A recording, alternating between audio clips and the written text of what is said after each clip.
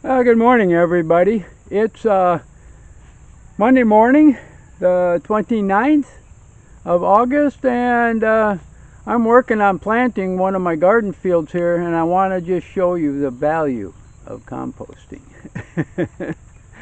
I'm going to take a shovel and turn a couple shovelfuls of soil here to show you what my row is here and what it looks like. You can see right now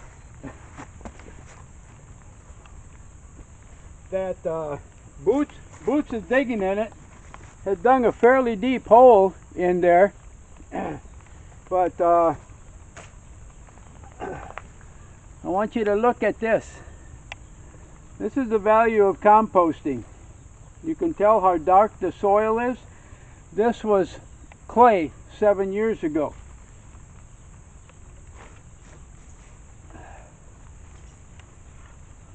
And how loose the soil is. Right now I'm taking some of this into Beth because my rows have built up so high and I really don't need them that high. But going through here, just to show you, and you can see all the leaves and dried leaves and everything in here. But that's the value of doing the composting.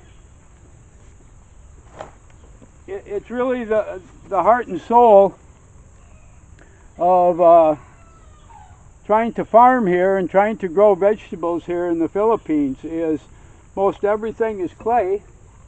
And look at right here. Yeah, we've got some worms here also. And I found quite a few of them in here. And I'm getting ready to plant this field in the cucumbers. But I wanted you to see what the value of composting is. I just can't stress it enough.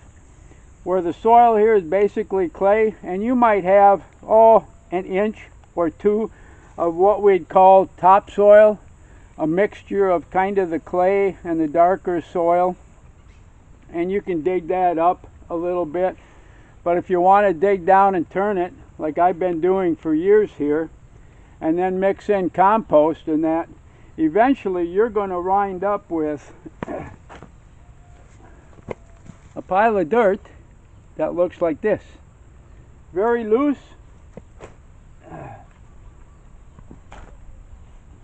And of course the worms in it.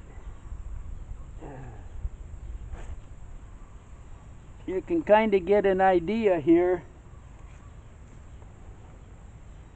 of why I've spent so much time doing actually what I'm doing here. I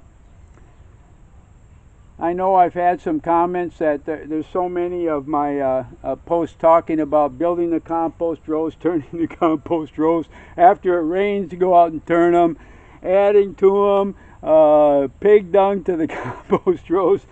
I can understand where the viewers and subscribers probably get a little bit tired of hearing that all the time. But in the Philippines here, it's really the heart and soul if you want to garden here. You can add, just do your regular stuff and fill it for the fertilizer like most of them do, or you can do it nature's way and start composting. It's not easy. The food that we produce here in labor costs is very labor intensive, but the satisfaction of being able to turn a piece of property like we own here and make it productive, and to be able to grow vegetables like last year, growing our beans and our peppers and our tomatoes and everything, that satisfaction is something you can't measure in dollars and cents. And plus the quality also. There's something about the quality. You pick it fresh, you eat it fresh. And I just really can't overemphasize that. But I wanted to show you that quick here as I get these rows ready. I'm taking a lot of this soil up to Beth so she can use it in her gardens and that, because it's absolutely ideal composted soil here.